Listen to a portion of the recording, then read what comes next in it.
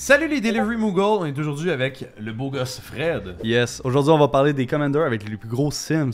Yes sir Miller, puis si jamais vous voulez acheter n'importe quelle carte de la liste d'aujourd'hui, je vous invite à le faire via le Rémi Card Trader. Avec le code ASG10. Pour 10% de réduction sur vos achats. Yep. Donc les gros CMC, on parle de Commanders là, qui ont des casting costs plus gros que ton deck au complet. Non, mais, dans l'idée, c'est que justement ça va être des Commanders. C'est pas nécessairement les plus gros, mais les intéressants qui sont gros en vrai, là, qui sont cool aussi. Qui ont des CMC, genre vraiment que tu le regardes, t'es genre man, tu casteras jamais ça. Ouais. Mais au final, ils vont le caster parce que souvent, Soit ils ram beaucoup, soit ils ont des reductions. ils ont des cost reduction, comme le premier de la liste, le Pride of All Clad. Yeah. Le petit. La tortue crocodile orignale. La fierté du Claduca qui. Exactement. Une 11 mana, 10 et 1 vert pour une 2-15. Oui. Pour avoir un big bot, il a un big bot. C'est ça. Il va coûter X de moins à jouer, où X c'est le plus gros. Le total toughness, excusez-moi, des créatures que tu contrôles. Yep. Il y a Defender et pour 4 mana, 2 et 2 bleus. Mm-hmm. On pourra faire qu'une créature qu'on contrôle gagne plus 1 d'attaque et dès qu'elle connecte dans un joueur, on pige égal à sa toughness et elle peut attaquer comme si elle n'avait pas Defender. Exact. Et ce qui est vraiment bon avec ce genre de commander là, c'est vraiment genre abuser de tous les wall effects, mais surtout c'est qu'il y a l'habileté du tu te dis ah il coûte 11 man, c'est assez absurde. Ouais. Honnêtement, tu vas jouer T4. Genre T4 puis il va te coûter 2 mana. Ah ouais. Genre ça va vraiment vite. Et ce que j'aime bien avec lui, c'est toutes les habiletés justement qui permettent de jouer autour du Tardness. Ça peut être extrêmement fort, puis même avec lui-même. S'il connecte, parce que tu peux te target toi-même, lui donner de l'évasion, attaquer, puis j'ai 15. Intéressant. Je trouve ça tellement drôle que dans l'habilité, ça donne plus 1 d'attaque parce que si tu joues des walls. Non, mais oui, ça sert parce que si tu joues des walls, que c'est des 0-5, puis là ils deviennent plus defender, ils peuvent attaquer. Mm-hmm. Vu que ça demande de connecter, si elle tape pour 0, tu ferais pas de dégâts. Ah oui, ouais, il est obligé de. Ouais, ça, parce que ça connecte pas. Il est obligé de faire du damage, ouais. Parce que ça fait pas du dégât par rapport à la toughness. Mais dans ma tête, c'est parce que dans ma tête, tu joues souvent dans ce genre de deck-là des cartes qui disent t'attaques avec le toughness. Exact. C'est pour ça que je disais ça sert à rien, mais j'avoue que t'as raison. C'est juste pour donner le petit 1 d'attaque pour être sûr qu'elle fasse des dégâts. Quand t'es en swap, t'es comme ouf! Ouais, tu te fais Eleshnorn, pis. Oui, j'avoue, hein, de ce deck-là, Eleshnorn, ça rush. Ouais, ça rush, mais au moins, l'habilité, ce qui est drôle, c'est que tu peux l'activer sur plusieurs bébites. Puis tu peux l'activer aussi 2 fois sur la même bébite. Oui, oui, oui. Fait que là, tu vas piger vraiment comme un taré. Par exemple, tu réussis à donner de l'évasion à Pride of Clad, tu le casses 2-3 fois sur lui-même, tu piges 45, c'est quand même bonjour. C'est vraiment con, pis ce qui est cool avec ce genre de texte-là aussi, c'est qu'on va pouvoir évader, genre on va avoir de l'évasion sur la Commander Tax. Oui. C'est la pire manière de le dire, mais en tout cas. Oui, oui. S'il se fait gérer. Tu vas pouvoir payer avec la réduction de ta Commander Tax, de rien. Genre. Mais ouais, c'est que si mettons le monde te gère 2-3 fois, ben tant que t'as assez de toughness, il va coûter 1. Il peut juste recoûter 1. Tu sais, dans d'autres tu disais tour 4 pour 2 mana, mais Nestlé, tour 1 tu joues une 0-5. Ouais, tu peux jouer tes 2, tu peux jouer des 2, des 3. Tour 2 tu joues une autre 0-5, il coûte 1 mana. Ouais, c'est ça, exact. non, ça va vite. C'est juste qu'en moyenne, tu vas aller vers les tours 3, 4. Genre. Ouais. Exactement. En vrai, ce que je trouve cool aussi, c'est qu'on n'a pas l'oublier aussi. Il est monogreen, non, son habileté est bleue, donc Simic, et on va se dire Simic. Dans ce genre de deck-là, ce qui est bon, c'est que tu as beaucoup de spells d'évasion, dont Enter the Enigma, des trucs comme ça qui rendent imbloquable directement. Ouais. Mais tu as aussi la protection nécessaire, tout le counter spell et tout. Tu as vraiment des bonnes pistes de value. Il y a vraiment des bons trucs à faire. Oh, il y a vraiment beaucoup de trucs à faire. Puis même, je vous donne le tip à la maison si jamais vous voulez construire un Pride of Ulchad. J'ai dit Chad. Les autres avaient de la main, c'est pour ça. Pride of Ulchad. Si vous voulez vous faire Pride of Ulchad, un petit trick que vous pouvez faire, c'est au lieu de vous le construire Toughness Matter si vous aimez pas ça, vous pouvez juste vous faire un deck Simic Stumpy. Mon frère a fait ça. Ouais. Ou est-ce que tu veux juste jouer Jake. Curver? Ouais, c'est ça. Jake a fait ça. Ils connaissent Jake. Ils connaissent Jake. Le Abdel Adrien. Ouais, c'est Norin. C'est rendu Norin sur le serveur. D'ailleurs, si vous n'êtes pas sur le serveur Discord, venez sur le serveur, c'est vraiment cool. Mais en tout cas. Ils émettent un deck Pride of Ulchad, Stumpy. Fait que tu vas jouer, mettons, des 4 mana 5-5, des 3 mana 6-6, whatever. Puis là, ton but, ça va juste être de réduire Ulchad, mais de piger avec le power. Puis même que Ulchad, tu sais, si t'as une 3 mana 6-6, ben t'as bien beau activer son habilité pour lui donner que, il pige par rapport au toughness, mais il y a toughness égal au power. Fait que ça revient au même. Puis son deck était vraiment, vraiment fort. Ça change des decks Pride habituels. Puis c'est juste une belle manière d'avoir un commander qui coûte pas cher et qui fait piocher des cartes. Ouais. Un gros merci à tous nos dieux qui supportent la chaîne, le Reg, Lil Cracking, Phil, Newin, le Loutre, Ethan et notre nouveau dieu Saint-Bénète. Et un énorme merci à nos 3 dieux pharaons, Lynx, Davina Jones et Fenzi. Un autre commander vraiment intéressant dans les plus gros CMC, c'est Zakama, un de tes premiers commanders. C'est pas ton premier? C'est mon premier. C'est ton premier, exactement. Kula Naya, 6 colorless. Ce qui est intéressant, c'est vraiment gros dino. Vigilance Trample 9-9, Reach, et surtout quand il rentre en jeu, si tu l'as casté pendant qu'il rentre en jeu, tu untapes toutes tes lands, donc il t'a coûté 0. Ouais, puis même tu peux faire de la main. Ben oui, parce que tu tapes absolument tout, puis tu te fais 12, tu payes 9, tu retapes, tu te fais 3 mana. Mais ce qui est intéressant avec aussi, c'est ses habiletés. Ses habiletés de Zakama, c'est un peu étrange dans l'idée d'avoir des genres d'habiletés comme ça, mais on va toujours pouvoir payer 2 colorless avec une de ces couleurs Naya. Le rouge, c'est 3 dégâts une créature. Le vert, c'est on détruit un artefact en enchantement. Et le blanc, tu le fais jamais, c'est tu gagnes des points de vie. En vrai, ça peut te sauver. Ouais, ça peut sauver. Mais l'intérêt avec Zakama, c'est de jouer vraiment le gros dino. T'es vraiment fort, beaucoup de power, du damage, puis surtout il est gratuit théoriquement. Fait que même quand tu le recasses de la command zone, il est encore gratuit tant que t'as la mana pour le caster. Il est gratuit et il fait plus de mana. Ce qui est vraiment fort avec Zakama, c'est de ramper de 1 sur des lands. L'autre affaire vraiment fort à faire, c'est jouer dans ton premier deck, tu jouais avec des mana rock, des signets verts. Je voyais les gens de mon playgroup qui jouaient 10 000 puis jouaient des mana rock. Je suis genre, ah, c'est bon les mana rock. Là, t'es comme, ah, mais non, je ne peux pas les untap. Je me rappelle, je détabais mes mana rock, puis Jason était genre, non, c'est juste les lands. C'est juste les lands, je suis genre, ok. Ben, c'est pas grave. Je vais faire pareil. Puis là, tu joues un dino vanille. C'était juste ça. Mais Zakama, je pense que la bonne manière de le tourner, c'est justement pas Typal Dino, juste Naya Stumpy. Oui, Naya Stumpy, ça fonctionne. Tu ramp comme un taré, puis justement, c'est ce que je veux dire. Dès que tu ramp avec des lands et où que tu joues des mana doublers, Zakama est vraiment turbo parce que là, si mettons tu joues Mirari's Way qui dit que tous tes lands produisent un plus, quand tu vas arriver à caster Zakama, souvent il va te produire. Tu tapes 20, c'est genre tu produis 20 de mana, tu untapes tout, tu peux refaire 20. C'est vraiment cave. Puis lui, il n'y aura pas de réduction dans son cost, mais au final, il va tout le temps être gratuit. Puis tu vas quand même avoir probablement la meilleure créature en jeu avec 3 habilités qui ont l'air un peu pourries, mais quand tu fais full mana, pouvoir nuker les créatures adverses ou les artefacts enchantement qui matter, c'est vraiment dégueu. Ben, tu sais, de base, un commander très connu, même en CEDH, c'est Roxanne, qui ping de 2 les créatures et tout, puis c'est vraiment très oppressif, c'est la raison pourquoi c'est très fort. C'est tu vas wipe le board avec tes météorites, ben là, tu le fais avec de la mana. Fait c'est un peu la même idée de vouloir te dire ah, Zakama c'est cool, je peux gérer, je peux attaquer. Non, tu peux legit, ton tour c'est énormément de mana, Zakama, ça peut devenir un board wipe, détruire des artefacts d'enchantement, puis sinon t'es comme bon, j'ai rien d'autre à faire, m'a donné 60 points de vie. Là. Ouais, legit. Genre, c'est vraiment, c'est très toolbox comme commander. Si vous jouez Zakama, je vous invite vraiment à inclure genre 20 et plus sorts de ramp. Ouais. Genre 20-25 littéralement, qui vont tout chercher des lands. Ou qui mettent des enchantements sur tes lands qui produisent plus de mana, parce que ça fonctionne aussi. Puis à inclure aussi beaucoup de pioches. Parce que qui dit beaucoup de ramp veut aussi beaucoup piocher. Ouais, tu peux aussi avoir un combo avec qui est très drôle. Une carte qui est drôle avec Zakama, c'est la Doll. La Doll, quand elle joue, tu targetes un joueur, puis si elle se prend du dégât, il se prend du joueur. Fait que là, t'es là, pis t'es comme, bon, ben c'est good, j'ai la Doll. Toi, là, je vais lui faire 3 dégâts à Doll 20 fois.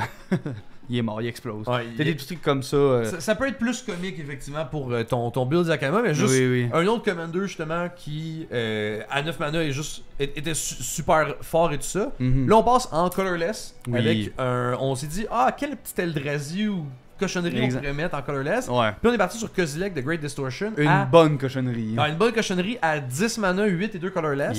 Une 12-12, donc déjà là, t'es over tes stats. En menace. Ouais, en menace. Dès que tu le castes, si t'as moins de cette carte en main, tu piges la différence. Écoute, Kozilek, il te refait toute ta main. Tu vides ta main. Tu joues Kozilek, tu repiges 7. C'est basically Kozilek qui dit hey, on joue au jeu de société que au début de tour tu piges pour avoir 7. Ouais, c'est ça, exactement. Puis tu peux aussi défausser une carte de mana value X pour counter un spell qui coûte X. Ce qui est vraiment bon quand tu es rendu à ton setup avec Kozilek parce que là tu vas avoir refill ta main avant même qu'il rentre en jeu. Fait que t'es prêt à pouvoir counter des spells avec. Protéger ton Kozilek, protéger des board wipes, puis commencer à taper sur du commander damage en 2 tours déjà. Oui, c'est ça, exact. Parce qu'en plus, Kozilek, on disait que c'est une 12 menace, mais dès que tu donnes un petit peu d'évasion, genre avec, exemple, indébloquable ou des trucs comme ça, ben tu vas pouvoir tuer très vite les autres et avec. Ça a l'air stupide, mais le genre de deck, tu te dis, c'est quoi la chance que dans sa main, il y a une carte qui coûte genre le même coup que le mien pour le counter. Puis honnêtement, le but du deck, c'est pas juste de piger avec ça, tu piges de plein d'autres manières et donc il va toujours avoir une réponse souvent. Fait que ça rend le deck extrêmement fort. C'est le genre de commander qu'on aurait pu rentrer dans les commanders constants parce que tu peux juste turbo ramp into le commander. Puis t'es rendu là. Tu vides ta main, littéralement. Tu vides ta main avec juste des mana rock à 2, 3, 4, 5 mana, on s'en fout. Puis tu gagnes qu'une nouvelle main puis t'es prêt. Tu casses Kozilek, tu recommences à 7 mana, puis là, tu rejoues des mana rock pour faire plus de mana. Sinon, si le monde il te pète ton Kozilek, ben tu le recasses, tu repiges 7. Puis même toi-même, tu peux utiliser des artefacts pour soit genre ramener Kozilek dans tes mains ou des choses comme ça pour essayer de recaster, refiler ta main. T'as des manières de le jouer pour justement toujours continuer à value, fait qu'en effet, ça aurait pu être dans le constant, en effet. Est-ce que le deck est genre full intéressant? Je sais pas. Mais est-ce que le commander semble coûter cher, puis finalement en colorless, c'est rien que ça que tu fais ramper, puis tu fais ton commander genre tour 5? Puis est-ce qu'il est extrêmement solide?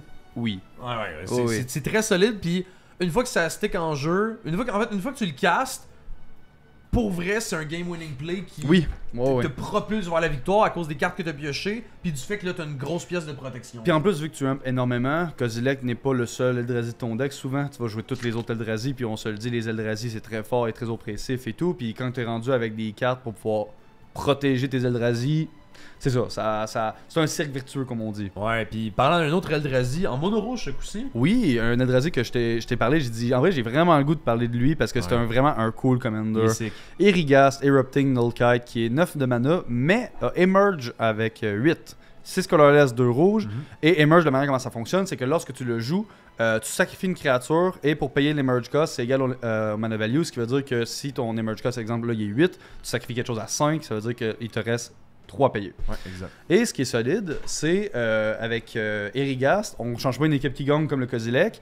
Quand tu le casses, tu peux exiler ta main, puis si tu le fais, tu piges 3. Fait que tu vides ta main, tu repiges 3. C'est un mini Kozilek. Un mini Kozilek, en effet. Mais ce qui est très très très solide selon moi, c'est que toutes tes créatures ont Emerge de ceux que tu castes, pas juste de ta main, c'est juste toutes tes créatures que tu casses. Donc, toutes les values d'exil, nommez-les, tous les bons spells pas trop chers qui vont justement exiler le top, tout le fait d'avoir de la value en pigeant des cartes, et ça va te permettre de swarm le board, et vu que tu joues des créatures, ben tu vas pas resacrifier des créatures pour le Emerge et tout, donc c'est très très solide. Puis de base aussi, je l'ai pas dit, mais c'est une 6-6 flying qui m'adore quand même bien en termes de bloc ou en termes d'attaque, c'est quand même assez bien pour gratter. C'est que tu lis le commander à 9 mana, puis t'es genre... C'est cher d'avoir ton engine, mais au final... ça va vite. Ton commander, dès que tu réussis à ramper into une grosse bombe, tu vas sacrifier cette bombe-là pour jouer Rigast, puis là après ça... Tu vas être capable de juste chain des bombes à chaque tour que tu rajoutes, fais le TB, tu la remplaces, puis bam, bam, bam, bam. Puis en rouge, tu joues soit des réanimations, soit tu peux faire justement des spells où tu crées une copie pendant un tour, puis là tu sacrifies la copie. Fait que tu peux mettre un ETB, puis en plus tu. Puis vu que c'est une copie de la carte, avoir un CMC égal à la créature que tu as copiée. Oui, c'est ça, exact. Fait que c'est vraiment solide parce que tu vas juste genre, payer 2 mana, faire une copie d'une CMC, tu vas le sacrifier, tu vas repayer. C'est vraiment un cercle virtueux de malade. Et ce que j'aime beaucoup aussi avec le Commander, c'est que tu as vraiment des secret pieces vraiment jank que dans ce deck-là, tu sais comme, oh, ok. Ouais. C'est un deck où vous pouvez jouer la carcasse mécanique combustible, puis c'est quand même pas trop pire. Il set de line. Il set de line, gang. Il set de line. Je prends un petit 3 secondes pour remercier mes Patreons qui supportent la chaîne. Si jamais ça vous intéresse, il va y avoir le lien en description. Puis, on va passer au dernier de la liste. Yep. Puis ça, c'est un de ceux ça, c'est ton Commander que tu disais. J'ai vraiment le goût d'en parler parce qu'il est cool, là, mais... Mais pas il est cool, il est juste... Non, le art est magnifique. L'art est magnifique. Fait qu'il est cool. Genre, juste, il gagne le cool juste avec ça. Puis qu'est-ce qui est encore plus cool, c'est vous abonner à la chaîne. Fait que faites-le si c'est pas encore fait. On fait plein de vidéos top 5 pour vous. Fait que c'est ça. Fait que on va vous parler de Iname Azwan. 12 de mana. C'est le plus gros commander de la liste. Ouais. C'est une 8-8 Legendary Spirit. Quand il rentre en jeu, si on le jouait de notre main, on va jeter dans le deck pour un Spirit et le mettre directement en jeu. Yep. Et lorsqu'il est mis au graveyard du jeu, on peut le retirer de la partie, donc l'exiler, pour ramener un Spirit de notre grave en jeu. Ouais. Ce qui est vraiment drôle avec Iname Azwan, c'est que de 1, il coûte une blindée de mana. 12 mana, là, on va se le dire. Là, c'est dur à aller chercher. C'est pas comme tous ceux qu'on vous a parlé que soit ils sont réduits. Il est réduit. Non, lui, t'assumes ton 12. Non, lui, il coûte 12, puis tu l'assumes comme t'as dit. Ouais, tu l'assumes. Genre, pis. T'es là, pis t'es juste en mode, tu poses tes couilles sur la table, pis t'es juste genre 12. Mettons, tu te dis, ok, je me build Iname Azwan, je vais mettre full ramp. Là, ok, tu ramp comme un malade, tu ramp comme un malade, t'arrives tour 6, t'es genre, j'ai réussi à me rendre à dose de mana, Ouais. ben, j'étais un crinqué, man. Oh, ça s'est bien passé. Genre, j'ai rampé. Ouais, ouais. Puis là, t'es là, puis tu sais, Iname is one. Tu castes, Puis là, tu vas chercher un spirit, pis t'es comme. C'est que c'est mid. là, t'as même pas été dans mon piège, parce que là, ce que j'allais dire, moi, si tu castes Iname de la command zone, t'es genre, let's go! Je summon mon Iname as one en mode Yu-Gi-Oh! Oui. Genre. Il rentre en jeu Iname has one. et il fait rien. Pourquoi? Parce que Iname as one a la vieille ligne de texte que Ah, c'est vrai, Si- c'est s'il from your hand. s'il rentre en jeu de ta main. C'est vrai. Donc Ah, en c'est plus, horrible. il y a la restriction de faut que tu trouves une manière de pendant le temps que tu te set up en début de game, De prendre animé puis de le mettre dans ta de le main. mettre dans ta main avec soit Oui. Common Beacon, Oui, ou. avec soit le Nether Soul Altar, whatever, je vais le mettre à Ouais. l'écran. Mais qu'en gros, justement, de prendre de ton command zone et tout, puis là, après ça, tu le joues. T'as le Campfire aussi qui est sorti. Mais en tout cas, Ouais. tu prends il faut que tu trouves une de ces pistes là pour mettre ton Iname dans ta main. Puis là, après ça, là finalement, une fois que t'as rampé puis t'as trouvé cette piste là, tu drops ton Iname. Puis là, c'est là que t'as le bout de malaisant que tu disais de juste. Les spirits, c'est pas si solide. J'ai dans mon deck pour un spirit. Là, tu sors ton spirit. Puis il se fait swords. Là, t'es genre. Moi, sacrifier Iname, je peux le ramener dans mon cimetière. Il est exilé d'autres. Le meme Il de coûte- du point il coûte- d'Arthur. Il là. coûte combien ton Commander 14. Ouais. Puis en plus 14, puis il faut que tu payes pour le mettre dans ta main avant. Mais man, la plupart des games, je me rends même pas à ce 14 mana, pis c'est même pas une joke, genre. Non, Iname est un commander assez jank, un peu drôle de la, de la Un vidéo. peu très drôle. C'est ça, mais on voulait en parler parce qu'il coûte quand même 12 et tout, mais il y a probablement des manières de le builder, par exemple, très très rampy et tout, mais même là, je vois même pas le moment où tu te dis c'est vraiment insane. Genre, Voyez-le comme un défi, honnêtement. Ouais, en vrai, ça aurait pu être rentré dans une vidéo qu'on voulait peut-être faire avec les commanders les plus durs à build. Ah, 100%. Il aurait clairement rentré là-dedans, puis il aurait été probablement number one. Parce que as the one! On aurait pu mettre on va pouvoir mettre les Myojin. Ah, ben oui, ben oui, ben Myojin, oui. c'est un peu le même effet de Oui. juste, faut que tu casses de ta main Yeah, et tout, ben oui. mais là, on segue un peu. Mais en tout cas, Yep. si jamais vous avez aimé notre petite liste de gros commanders, il va y avoir une liste de petits commanders qui va sortir Aussi, ouais. éventuellement. Fait que j'invite à aller checker ça.